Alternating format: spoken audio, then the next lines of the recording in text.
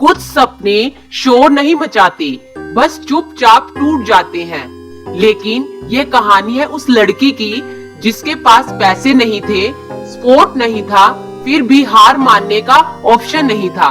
8000, एक कस्बा और एक जिद, कुछ बनकर दिखाने की। अगर अंत तक सुनी तो आप खुद को रोक नहीं पाएंगे। यह कहानी है गिरने की, टूटने की और हर बार खुद को फिर से खड़ा करने की। क्योंकि कुछ लड़कियां किसी की किस्मत नहीं बनती, वो अपनी तकदीर खुद लिखती हैं। कहानी शुरू करने से पहले प्लीज वीडियो को लाइक और चैनल को सब्सक्राइब जरूर करके जाना। चलो शुरू करते हैं आज की कहानी। ये कहानी है किरण की। किरण किसी बड़े शहर में नहीं रहती थी। उसका घर था उत्तर भारत के एक छोटे से कस्बे में, जहाँ सपने अक्सर हालातों से हार जाते हैं। पिता एक सरकारी स्कूल में चपरासी थे और माँ घरों में सिलाई का काम करती थी। 2 छोटे भाई और एक टूटा सा घर, यही थी उसकी दुनिया।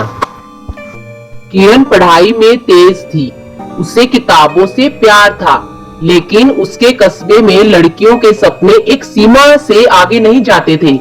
12वीं कर लो फिर शादी, ऐसी सोच वहाँ के लोगों की थी जहाँ किरण रहती थी। किरण के जीवन का पहला मोड़। 10वीं में किरण ने पूरे जिले में टॉप किया। स्कूल में उसका नाम लगा, फोटो अखबार में छपा। उस दिन पहली बार उसने अपने पिता की आंखों में गर्व देखा।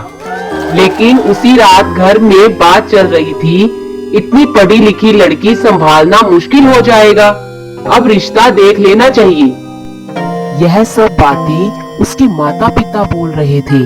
किरण चुप रही, लेकिन उस रात उसने तय किया, वो सिर्फ हालातों के हिसाब से नहीं जाएगी। संघर्ष की शुरुआत।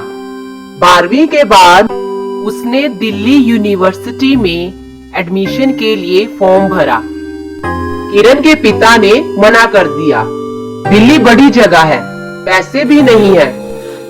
No, Kiran, we can't afford your Delhi dream. किरण ने माँ के पास जाकर कहा, अगर मैं नहीं गई तो जिंदगी भर यही सोचूंगी कि मैं क्या बन सकती थी। माँ ने चुपचाप अपनी बचत की पोटली खोली। उसमें सिर्फ 8000 थे। माँ के दिए हुए 8000 लेकर किरण दिल्ली चली गई, जो कि भारत की राजधानी है। दिल्ली सपनों और डर का शहर।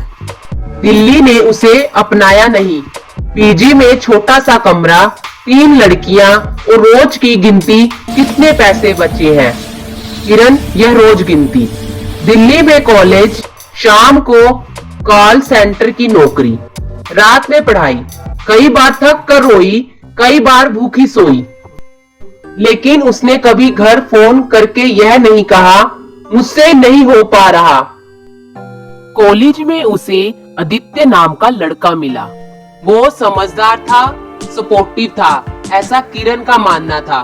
जब किरण ने अपने हालात बताए, आदित्य ने कहा, तुम बहुत स्ट्रॉन्ग हो। लेकिन जब किरण को स्कॉलरशिप मिली और उसका नाम एक इंटर्नशिप के लिए चुना गया, आदित्य बदल गया। एक दिन उसने साफ कहा, तुम बहुत आगे निकल रही हो, मुझे यह रिश्ता भारी लग रहा है। किरण चुप रही। उस दिन उसने सीखा, हर साथ देने वाला हमेशा साथ नहीं चलता। गिरना और उठना। फाइनल ईयर में पिताजी की तबीयत खराब हो गई।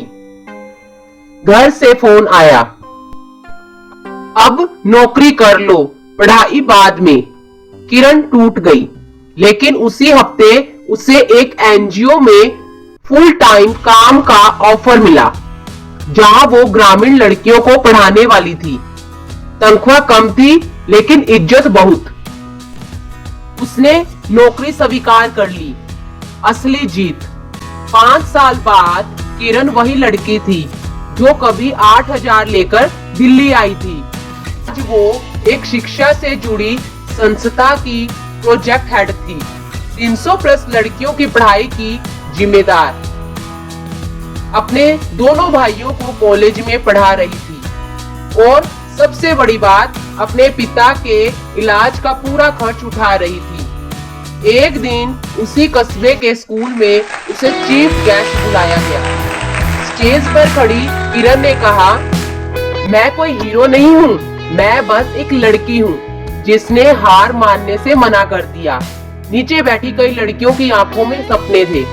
कार्यक्रम के बाद एक छोटी लड़की उसके पास आई और बोली, दीदी क्या मैं भी आप जैसे बन सकती हूँ? किरण मुस्कुराई, उसकी आंखें भर आई। नहीं, उसने कहा उस छोटी बच्ची से, तुम मुझसे भी आगे जाओगी।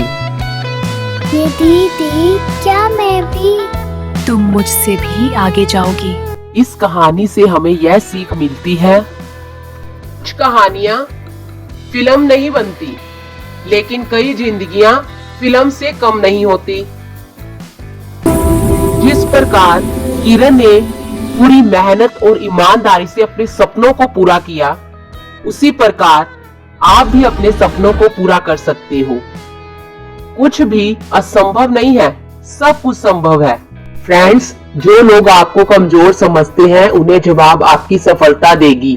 खामोशी से मेहनत करो, शोर आपकी कामयाबी मचाएगी। फ्रेंड्स, अगर आपको ये स्टोरी अच्छी लगी है तो प्लीज वीडियो को लाइक और चैनल को सब्सक्राइब जरूर करके जाना। मिलते हैं अगली कहानी के साथ। तब तक खुश रहो, आगे बढ़ो और अपने माता पिता का नाम रोशन करो।